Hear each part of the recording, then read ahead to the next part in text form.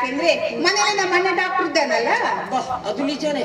ಅಂತೂ ಮನೆ ಡಾಕ್ಟರ್ ಮನೆಗೆ ಬಂದ ಮೇಲೆ ಈ ಡಾಕ್ಟರ್ ಅವಶ್ಯಕತೆ ತಮಗಿಲ್ಲ ಅನ್ನೋದು. ದಯವಿಟ್ಟು ಹಾಗೆಲ್ಲ ಮಾತಾಡ್ಬೇಡಿ. ನನ್ನ ಬಾಳಿಗೆ ಬೆಳಕು ನೀಡಿದ ಪುಣ್ಯಾತ್ಮರು ನೀವು. ಈ ನಿಮ್ಮ ಉಪಕಾರವನ್ನು ಕುಂತು ಸ್ಮರಿಸ್ತೀನಿ, ನಿಂತು ಸ್ಮರಿಸ್ತೀನಿ ನಾನು. ಬನ್ನಿ ದೇವಸ್ಥಾನಕ್ಕೆ ಹೋಗೋಣ. ದೇವಸ್ಥಾನಕ್ಕೆ ಏಕೆ ಅಂತ ಕೇಳ್ಬೋದಾ? ಯಾಕೆಂದ್ರೆ ನನ್ನ ತಂದೆ ಕೂಡ ಆಗಿದ್ದಕ್ಕಾಗಿ, ನನ್ನ ಅಣ್ಣ ಮನೆಗೆ ಬಂದಿದ್ದಕ್ಕಾಗಿ, ನನ್ನ ಕಾಲು ಸರಿ ಹೋಗಿದ್ದಕ್ಕಾಗಿ, ಮತ್ತೆ ಮತ್ತೆ ಮತ್ತೆ ಮತ್ತೆ ನೀವು ನನ್ನ ಮದುವೆ ಮಾಡ್ಕೊಳ್ತೀವಿ ಅಂತ ಮಾತು ಕೊಟ್ಟಿದ್ದಕ್ಕಾಗಿ.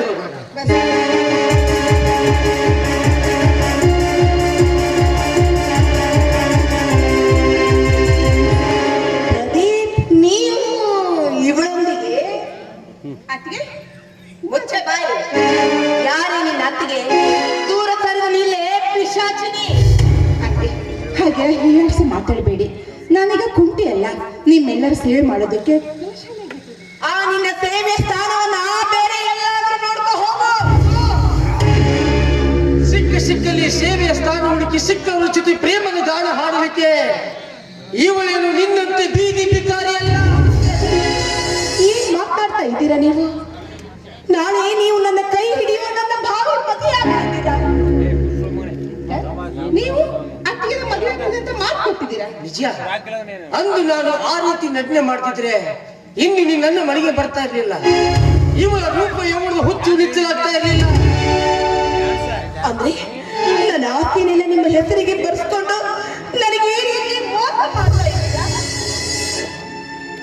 ನೋಡಿ, ನೀವು ಪ್ರಕಾಶನ ಬಗ್ಗೆ ಹೇಳಿದ ಮಾತುಗಳನ್ನು ನಂಬಿ ನಿಮ್ಮ ಮಾತಿನಂತೆ ನಡೆದುಕೊಂಡಿದ್ದಕ್ಕೆ ನನಗೆ ಇಂಥ ಶಿಕ್ಷೆ ಕೊಡ್ತಾ ಇದ್ದೀರಾ. ಹೆಣ್ಣು ಎಂಬ ಶಬ್ದಕ್ಕೆ ಯೋಗ್ಯವಾಗಿದ್ರೆ ತಾನೇ ಈ ಮಾತು ನೀನು ಹೇಳಬಹುದು. ಉಮಾ, ನಿನ್ನ ಆಸ್ತಿಯ 10 ಪಟ್ಟು ಗಳಿಸುವ ಯೋಗ್ಯತೆ ನನ್ನಲ್ಲಿಯೂ ಇದೆ. ಆದರೆ ಪುಷ್ಪದಿಂದ ಪುಷ್ಪಕ್ಕೆ ಹಾರಿ ಪರಾಗಮ ಹೀರುವ ಬ್ರಹ್ಮದ ಚಂಚಲ ಬುದ್ಧಿಯನ್ನು ಆ ದೇವರಿಗೆ ಕೊಟ್ಟಿಲ್ಲ. ಒಮ್ಮೆ ತಾಳಿ ಕಟ್ಟಿದವನೇ ಪತಿ, ಅವನೇ ಪರಮಾತ್ಮನೆಂದು ಅವನ ಅಡಿಯಲ್ಲಿ ಹುಡಿಯಾಗ ಹೋಗಬೇಕಾದ್ದು ಹೆಣ್ಣಿನ ಧರ್ಮ.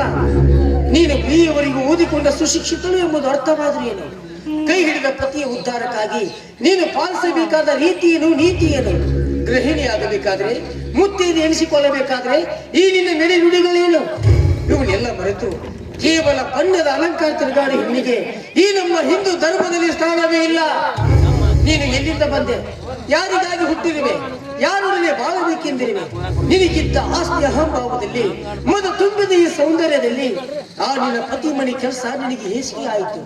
ಭಾವ ಮಾವ ನಾದಿಯ ಸೇವೆ ನಿನಗೆ ನರಕವಾಯಿತು. ಅಂತಲೇ ಪ್ರಕಾಶನನ್ನ ನಿನ್ನ ಮೋಹ ಪಾಶದಲ್ಲಿ ಸೆಳೆದೊಯ್ದು ಸ್ವಚ್ಛಂದವಾಗಿ ಬೇರೆ ಹತ್ತಿದೆ. ಅರೆ, ಕೈ ಹಿಡಿದ ಪತಿಲಾದ್ರೆ ವಿಶ್ವಾಸ ಬಿಟ್ಟಿಯಾ? ಅವನಂತೆ ನಡೆದುಕೊಂಡಿಯಾ? ಇಲ್ಲ, ಕೇವಲ ಪ್ರೇಮದ ನಟನೆ ಮಾಡಿದ ಮಾತ್ರಕ್ಕೆ ಅವನನ್ನು ಬಿಟ್ಟು ನನ್ನೊಡನೆ ಓಡಿ ಬರು ಸಿದ್ಧರಾದ. ನಿನಗೆ ಬೇಕಾದ ಸ್ವಚ್ಛಂದ, ಸ್ವಾತಂತ್ರ್ಯ, ಸೌಂದರ್ಯದ ಸೂರ್ಯಗಿರಿ ಸಂತೆಯಲ್ಲಿ ಹೆಣ್ಣು ತಿರುಗಾಡಿ ಬೆಳಗಿ ಬಂದ್ರೆ ಹೆಣ್ಣಿನ ಬಾಣ ಹೊಂದಿದೆ, ಧರ್ಮ ಬೆಳೆದಿದೆ. ಈ ನಮ್ಮ ಭಾರತ ಉದ್ಧಾರ ಮಾಡಿ ಅದಕ್ಕಾಗಿ ಕಲಿತ ಈ ಹೆಣ್ಣಿನ ಕಣ್ ತೆರೆಸೋದಕ್ಕೋಸ್ಕರ ನನಗೆ ಈ ರೀತಿ ವಂಚನೆ ಮಾಡಿದ್ರ, ದ್ರೋಹ ಮಾಡಿದ್ರ?